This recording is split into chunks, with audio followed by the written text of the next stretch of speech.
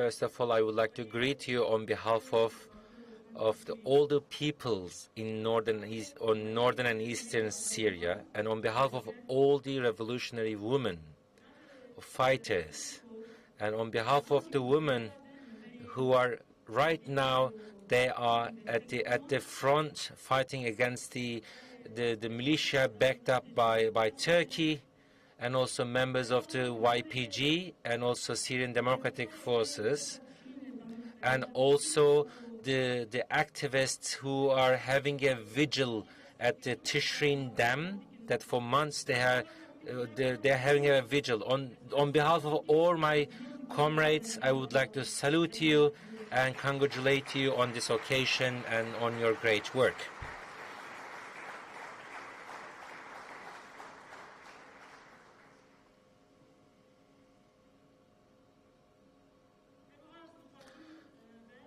I also would like to say that I see many internationalist friends that are supporting, promoting our cause. And I might say this is an honor for us, being here, coming together and working together and discussing together, debating together. It's an honor for us. And we, in Rojava, Kurdistan, we had so many martyrs in northern and eastern Syria. We lost our comrades, Heval Legerin, Heval Lorenzo, Heval Helin, and all the other comrades that have fallen in this fight.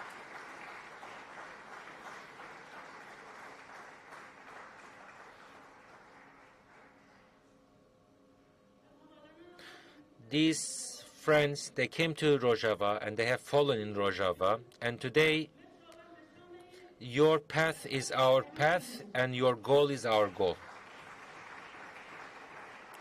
We follow your path.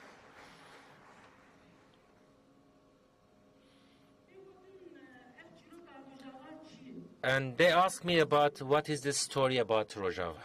What story is it? What kind of story is it? Who created this story? There are so many questions that we receive. And many people say that, how come Rojava can survive? How could you resist? Since 2011 and until today, resistance, non-stop resistance, non-stop struggle. It is an unprecedented march. Of course, there are some secrets of this march, and in my opinion,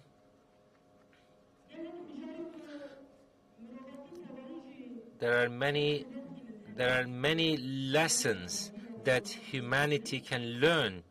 The lessons that we had in the course of this march, this story of Rojava. But the ones who created the beginning, this ground for this march, and who let this march continue, the owner of this story is Reber Apo, leader Apo. Because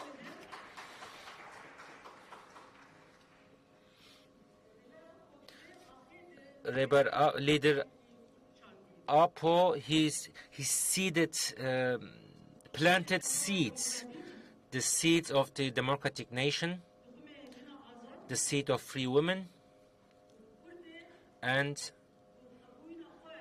the Kurds, and the decolonized Kurdish identity, and the Kurds being proud of themselves.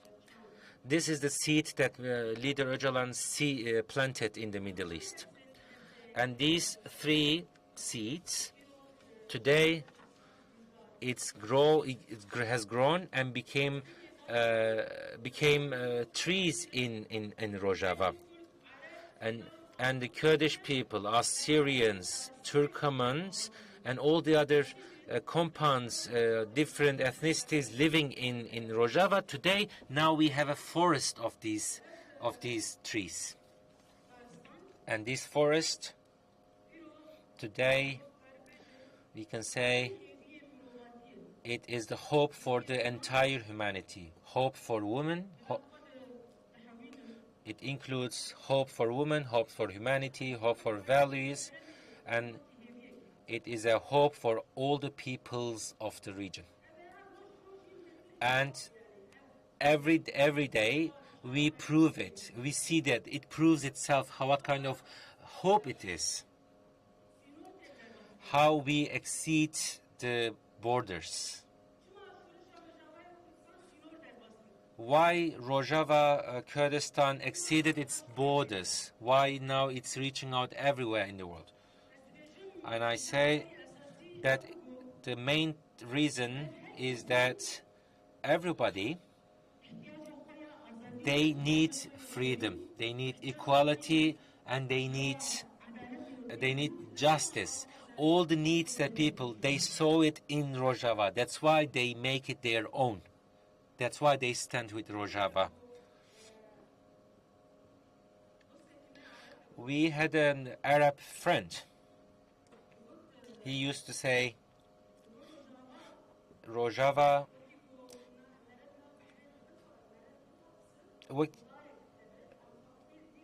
Rojava is like a tree in the middle of the sea where you're drawn, and then you catch and you grab this tree and you never leave it. But to be honest, we didn't know that we will be hope for everyone at the beginning. At the beginning, we didn't have this claim to be a hope, that we said, okay, this is our work we have to do, and then we realized that our work also exceeds us, goes beyond. And day by day, it's growing and reaching more people. So our work is now beyond us. Now it's on a different level. It's 14 years now. This is the 15th year. In Syria, there is a crisis going on. We, based on the philosophy of leader Apo, his perspective about the nations and democratic nation, we wanted to implement his philosophy. And in the beginning, we had so many challenges. So we asked ourselves, where should we start? Because if you don't know where to start, you cannot also know how to continue. So we did, and we decided that then we will start with ourselves. You start from yourself.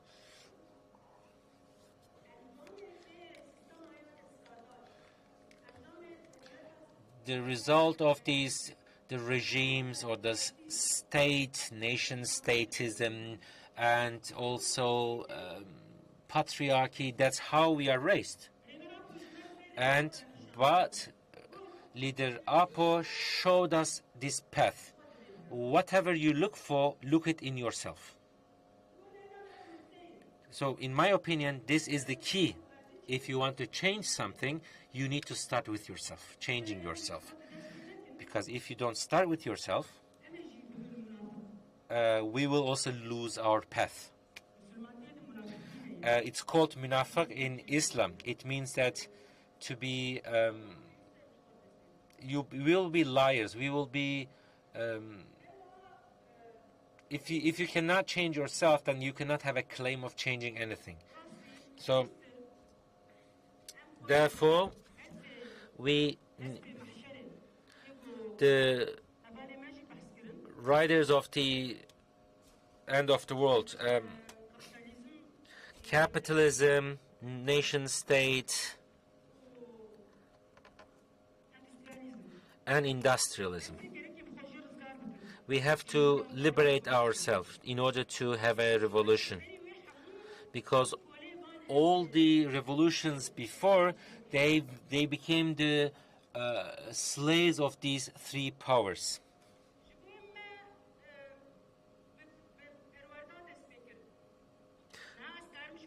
Therefore, we started with education. Now in Rojava we have so many academies. Academies of women, academies of youngsters, academy of genealogy, academy of military, and academy of the democratic society, and the hundreds of other academics that giving education, because we saw we cannot manage it without education, because our minds are occupied, our hearts are occupied. Every part of the life is occupied with these teachings of the previous regimes and the states and the society. That's why we have to liberate our hearts, liberate our minds. This is the method proposed by leader Apo.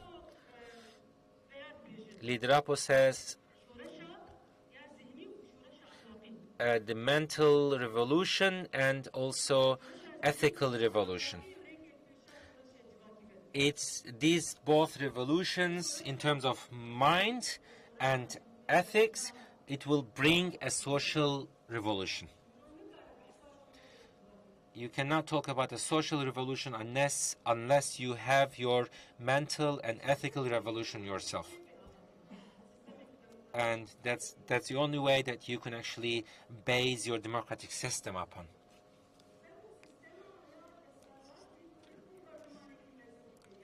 But on the other hand, of course, the existing regimes, they target you very heavily.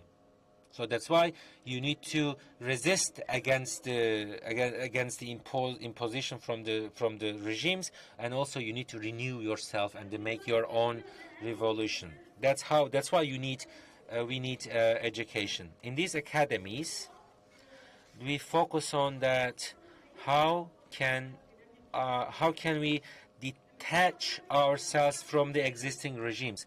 We criticize ourselves. We have self-critique. We ask questions, and we look for answers. We are on a quest. So I can say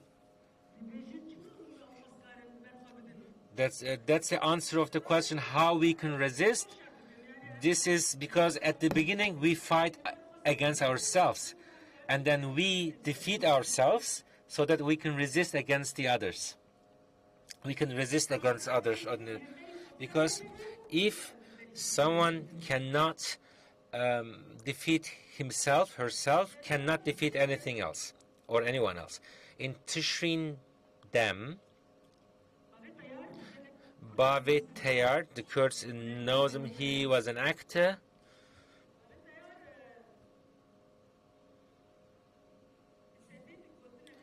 On that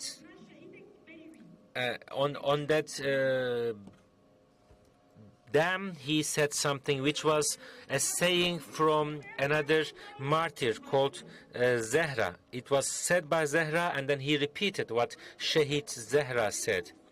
He said, "We are bigger than the death." And Bavit Tayar, he also he became martyred as a result of a bomb attack on Tishrin Dam.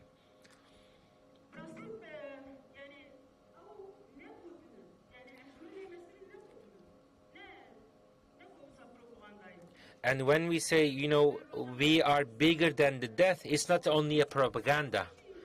It is really our people in northern and eastern Syria, we are all bigger than death. They left death behind. In the past, normally the fighters will go to the front and fight. But now we see that the civilians, our people, they go to Tishrin Dam. They know that there are conflict, clashes, that there is a risk of losing their rights, but they don't care. They get ready, they go to the dam, they have their vigil, and they also sacrifice their lives. This is the spirit. The activists who go to Tishrin Dam, they take it, they are ready to pay a price. In this time, there was a very tragic period, but at the same time, in my opinion,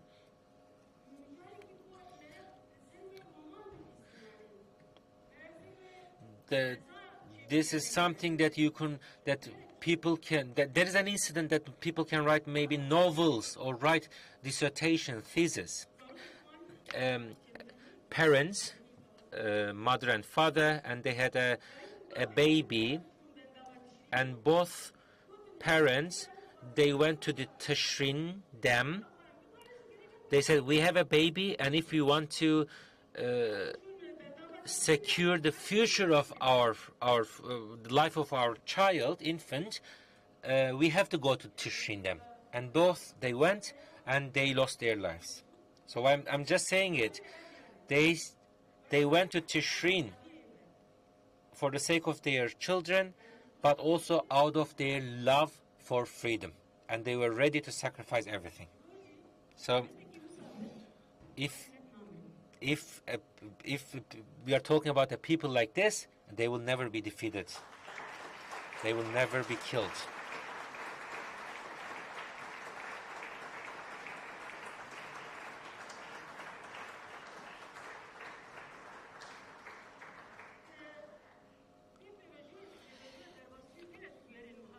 There are so many similar incidents that we experience, so many stories.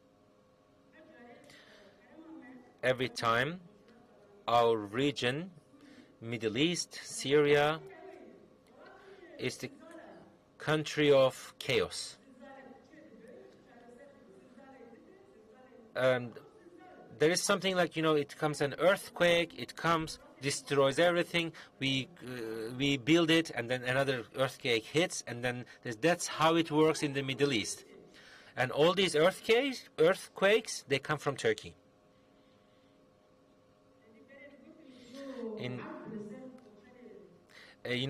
the past, people believed that the earth is on the head of a animal that shakes its head, and then earthquakes happens. Today, we know that our animal is Turkey, because every time Turkey is targeting us, every time Turkey is, they create different dinosaurs against us.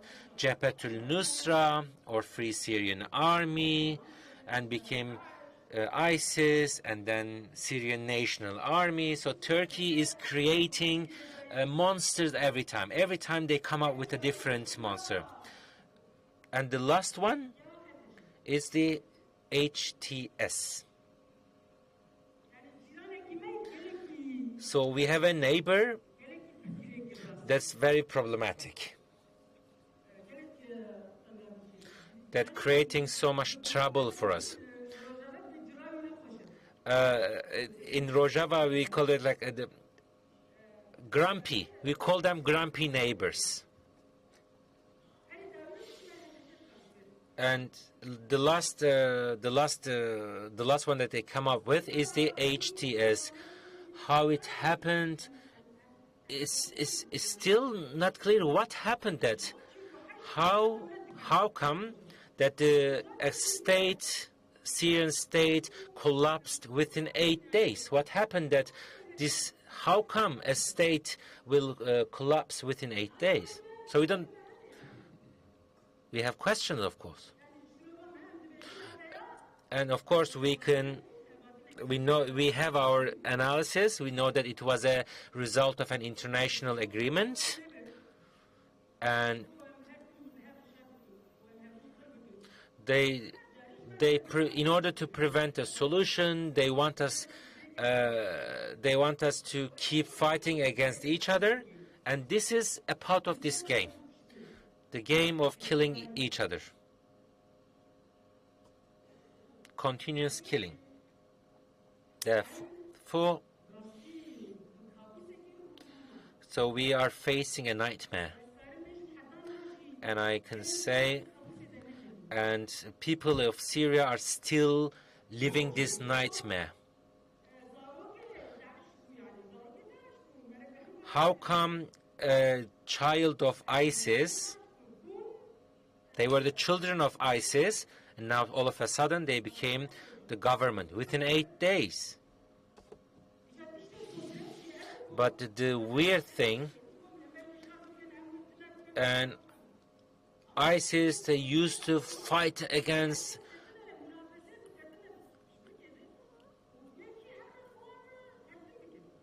they were fighting, everybody was talking about, we fight against ISIS, unacceptable, this and that. And today we see that everybody is in a queue, the states, Europeans, everyone, they are trying to become friends with this new government. They want to make agreements and this. So when it comes to Middle East, there is no human rights, there are no values, no justice. They forget about it when it comes to the Middle East for the Europeans and the other countries. Look at Afghanistan. They say we deserve Taliban, we deserve HTS, the people of the region. So this is also a part of a policy, yeah. But they think that we are the old ones. We will just say, oh, okay, good, that's fine, we accept it, it's an improvement. They changed their clothes, they put on suits, and then so that they will be presentable and accepted and welcomed. They think that we are so stupid that we will buy it. Because they say, okay, they can take it. Of course, we are also partially the reason why they think like that, but you cannot exaggerate like this. This is really an insult to our intelligence. And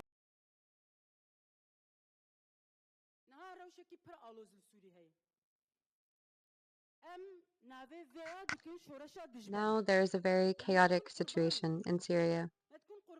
We, within this context, are making a difficult revolution. We have made a sacrifice so that this problem does not spread to Europe, to Russia, to America. Everyone is trying to pass off this problem to one another. Now, this bomb has been thrown to us. This bomb, how will it explode? So we saw how within 8 days, what impact it can have. Now we want to understand who brought this bomb upon us. Who brought it? Why did they bring it? What was their aim? This bomb, when will it explode and how will it explode? Maybe this bomb will be removed again. And if so, when? There's this kind of situation. Many different scenarios are possible. Many scenarios are discussed for this context. However, a de facto situation has been created. We are now in this kind of condition, and now we want that in this condition, how similar to how we defended our rights and beliefs against Daesh, we can protect ourselves. How do we protect our rights? How do we protect our revolution, our achievements? We are now focusing on this, working on this now. In other words, the Turkish state and gangs on one side tried to create chaos and an unstable situation so that we cannot focus on developing our structures and capacities. While on the other hand, in Damascus, they are building a state, taking decisions, writing a constitution.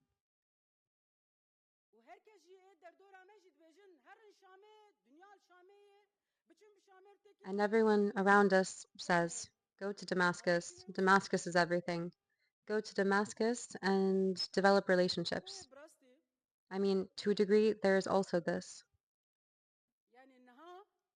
In reality, now we're dancing with Israel. We can call it like this, no?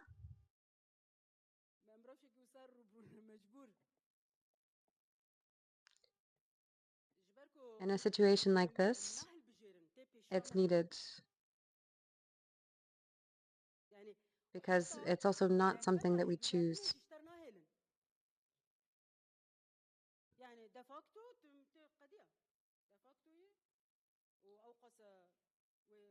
De facto,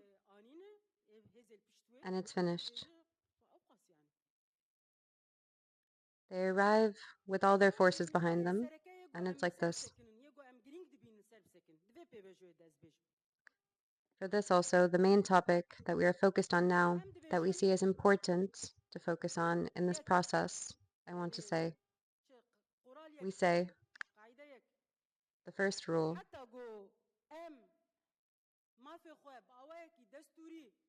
until our rights are not guaranteed by law,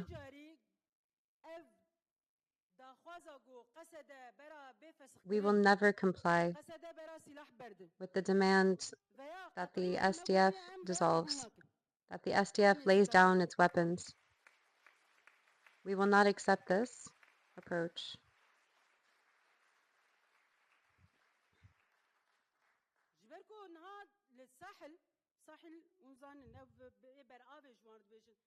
Because now in the coastal regions, by the sea, the Alawi, where the Alawi live, the things that happened to the Alawi, believe it that only 1% of it was shared with the media. Our friends went there. They went to bring humanitarian aid. They said that 70% of the villages there were burned, just like Shengal. They said that the things that were experienced in Shengal, the same things were experienced in the coastal regions.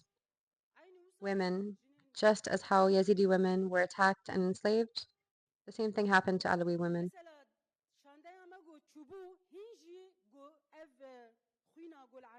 When our delegation went, there was still blood on the ground.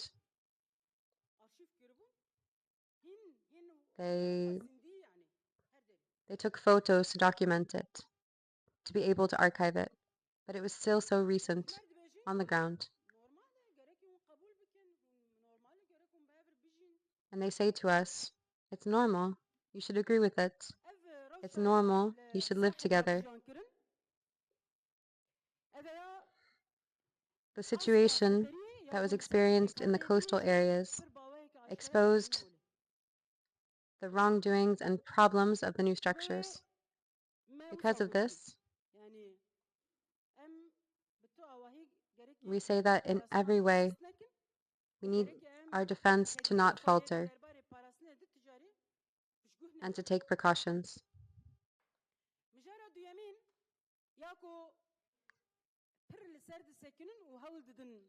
The second topic that they are very focused on and trying to destroy is peace within the country between peoples. For example, against Arab structures, they say, those are Kurds. Why are you with them? Until they say that you are traitors. They say that Arabs that work with Kurds are traitors. They say, why are you doing like this? We arrived, we will govern, etc., etc., come to us. At the beginning, there were some Arabs that joined them in the same approach. But after they saw the situation in Damascus, in Aleppo, they also understood that it is not so simple. However, to make peoples fight against each other, a very serious work is being carried out by the intelligence services in our region. And this region, this unity between peoples in the region that has been created between Kurds and Arabs, that was created in the struggle against ISIS, there are serious efforts to destroy this unity. We saw this coming, and in response we said, not only with the Arabs from Deir ez-Zor and from Raqqa, but with Arabs from all over Syria, we will create unity. And on this basis, we sent a delegation to Latakia and Tartus. We said that we will together provide assistance for the future of all of Syria. You wanted to destroy our unity in northeast Syria. Instead, we will unite all of Syria. And now, we are working in all cities in Syria.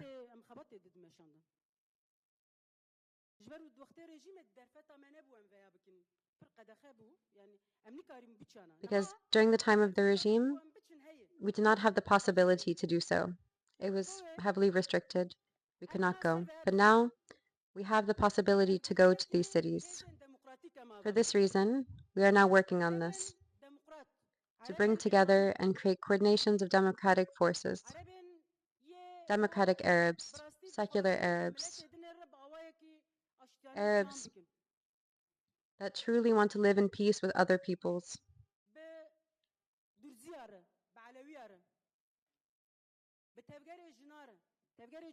with the Druze, with the Alawites, with women's movements, with youth movements, and with all structures in Syria that have democratic or freedom-seeking perspectives. We can build something together. We are now working on this. For this also, our strategy is that in reality, we are not only in northeastern Syria, but in all of Syria, spreading the ideas of the democratic nation. And I want to say this also. There is a saying in Arabic that sometimes bad things have a benefit as well. There's a saying like this. Now, this arrival of Heteshe opened the way for us to spread to all the cities of Syria.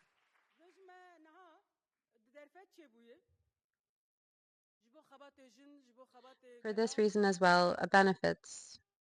And now opportunities were created for women's organizing, for works in society.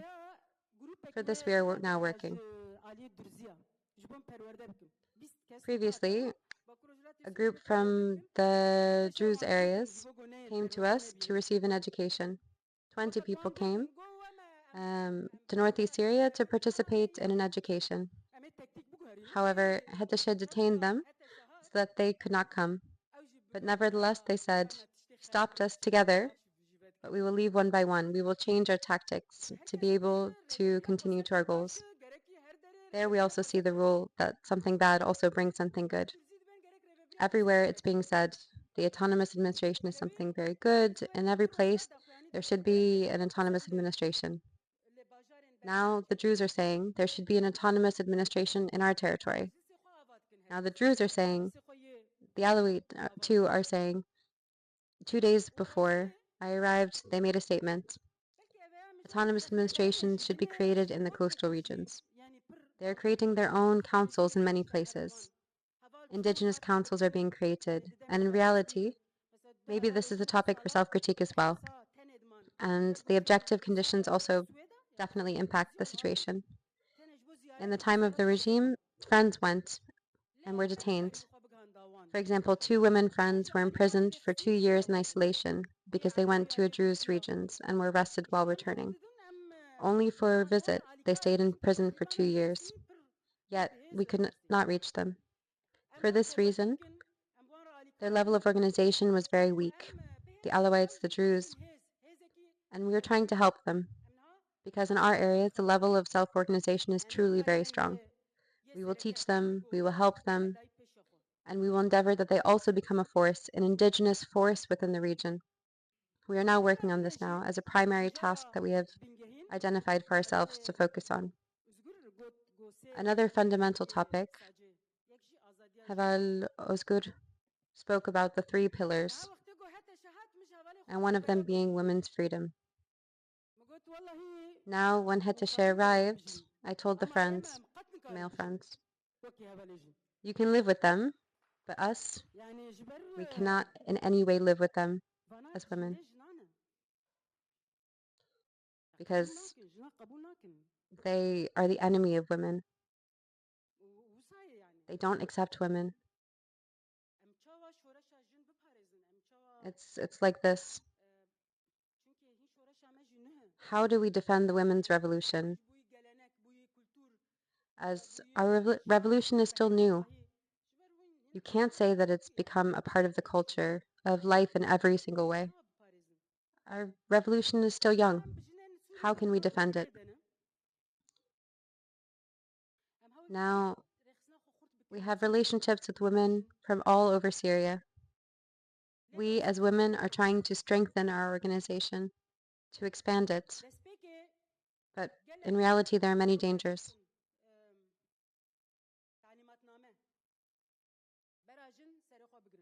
Women cannot work in this line of work. At the beginning, they had this decree, but then somehow there's some pressure came from outside. They were warned. They said, if you do it now, then we don't see a very long life for you. So they stopped and they withdrew the decree, and they are silent now. But it is not a guarantee that they will not reintroduce these kind of things in future. Currently, they are weak, and they say, and they know they are under constant monitoring with the powers that brought them to Syria, brought them to power, are also controlling them. So they don't want to upset them. So they know that they don't have a very long life. So in order to extend their life, they say, okay, now we stay silent. We don't introduce these radical changes. But we know that their first target will be the woman if they change it. And against this, therefore, we need to have a bigger women organization, not only in north and eastern Syria. We have to expand the women's organization all over the country. We need to have more education for women, especially genealogy, educations, trainings for women. And YPJ will exist. This is our red line. YPJ will continue. It will never dissolve. And it is a very important point, because SDF, if it becomes a part of integrated into the Syrian army, what will happen to YPJ? No, YPJ will exist. And we will defend our autonomy. And in other regions of Syria, we said they have similar ideas. For example, Alawites on the coast region, they called up an YPJ to go and defend them. Alawi women, they asked YPJ to defend them too. So YPJ is not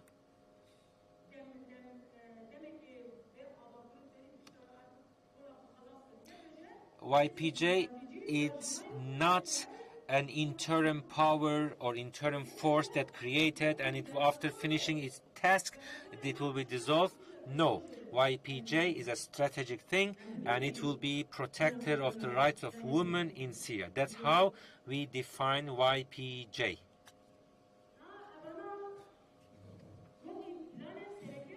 These are our the strategies. These are the plans that we have to survive this transition period before or without losing much. And I'm sure you have a question in your minds that might be, what kind of alliance that you with HTS? You signed a consensus with HTS. I know it's a question mark in everybody's mind. Actually, we also thought, how can we do this? Of course, we think, reflect, how can you bring black and white? We are so different, like black and white, but we determined some principles. So what we want, we need to see that HTS is still weak and under very much pressure, and it's not very well organized yet. If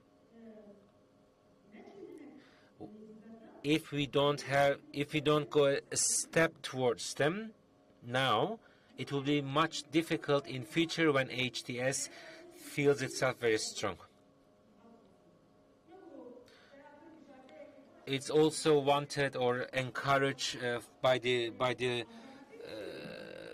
from outside, and it's not ideal, of course, but we didn't have any better alternative, because if you look at the others, there are these bands supported by Turkey that with them we cannot do anything. But you cannot say we are gonna choose between those jihadist groups or not. No, with the bands, the Syrian National Army, they are paid by Turkey. Their salary comes from Turkey. Their weapons come from Turkey. So with them we cannot make any peace or any deal. So this was our contradictory situation. And then there is also a saying. There is a saying. Until you cross the bridge, you call the bear as uncle.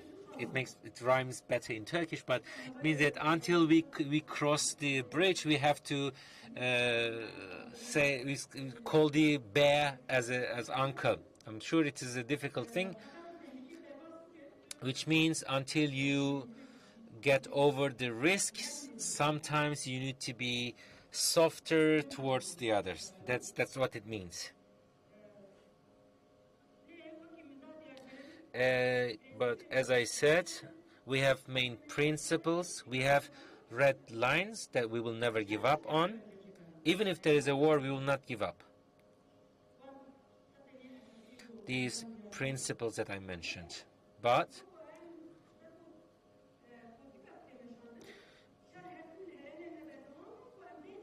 there is a policy in motion that they always want to keep a conflict continue, but we want to prevent this politics. And Arabs are provoking us very much. They want us to involve a conflict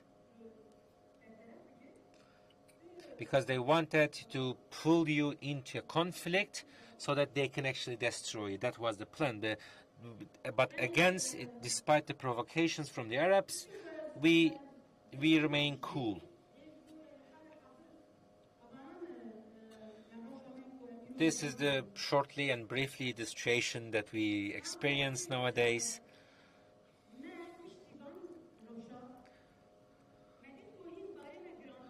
And we see that our burden is getting heavier because we have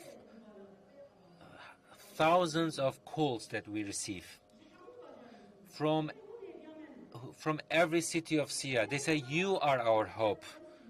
Because once Rojava falls, the entire Syria will fall. When HTS entered Aleppo, the entire city has fallen, apart from the two Kurdish neighborhoods, Sheikh Mahsoud and Ashrafiyah. They said the regime had collapsed, the Syrian state has collapsed, but the Kurdish neighborhoods in Aleppo, they stood. So they said, that's why you are our hope, because we had a strong will. They didn't want to. We had a very strong will, and they didn't attack. So people were calling us, saying that even Damascus has fallen, but Sheikh Mahsoud and Ashrafiyah still stand. So you might be really strong. And to shame them. It's been months. They used all the possible weapons, bombs and heavy weaponry, artillery and everything, but it didn't fall. Freedom of women, SDF and YPG and autonomy and social contract of northern and eastern Syria.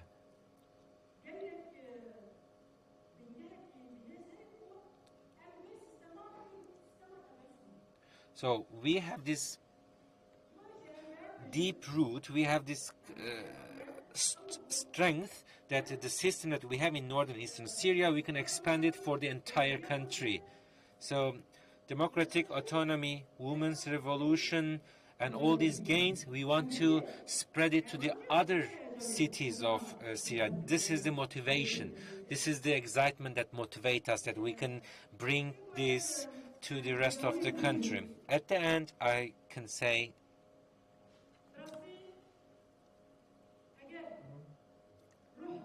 indeed, the spirit, the philosophy, the perspective, and a manifesto of freedom written by our leader Öcalan. Education and also thoughts of, without thoughts of Öcalan, we will be like the Arab Spring, like all the other revolutions, we would be defeated.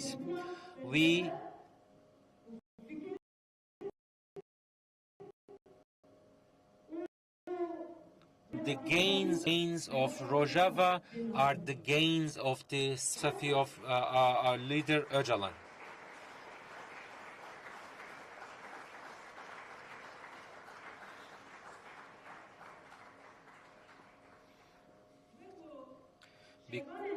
Because our female fighters, the fighters of YPJ and SDF, also the people there, peoples of the northern and eastern Syria, they trust with Öcalan's ideas.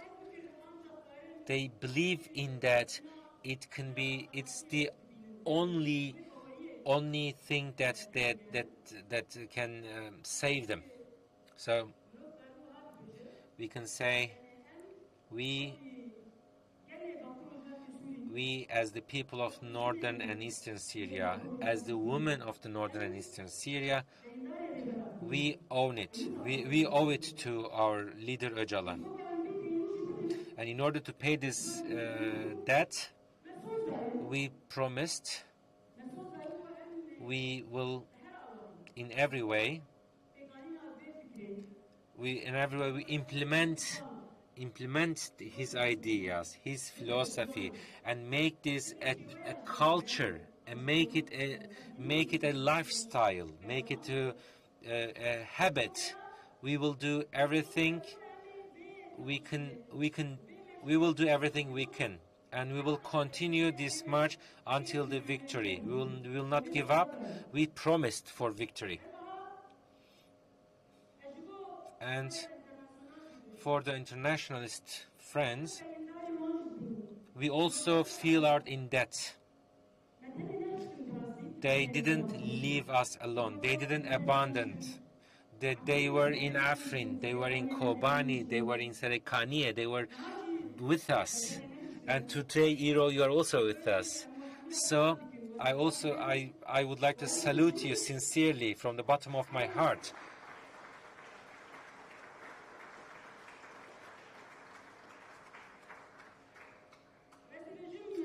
And Legerin, they fulfilled their promise, and we as your comrades, we also promise we will keep our promise to our martyrs and our promise to people. We will keep our promise, and our slogan is not that we don't say either freedom or freedom, either success or success. Hello, Fouza. We are quite behind the schedule, almost 1 hour, so sorry for cutting the lunchtime.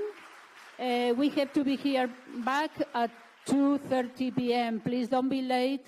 Sorry.